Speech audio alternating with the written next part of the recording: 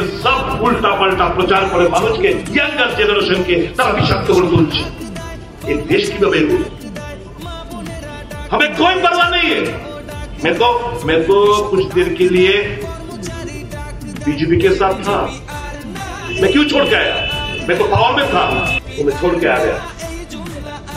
I am here in politics not to rob and not to steal the money, the government money, and send it to Delhi, to the higher ups.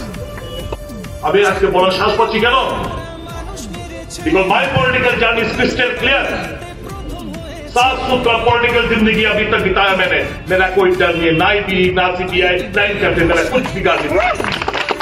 নয়তো পাওয়ারে যাওয়ার জন্য মানুষের অন্যায় রাস্তা অবলম্বন করে, আর আমরা পাওয়ার ছাইরা আইছি। কি প্রমাণ রাখে যে পাওয়ার और মাল রান উপার্জন করা, which is not our political, that is not in our plan। अरे मैं तो मुख्यमंत्री मानिक साहब के जगह पे मैं होता, आज अगर मैं वहां पे रह जाता, क्यों आया मैं छोड़कर? मुझसे नहीं होगा।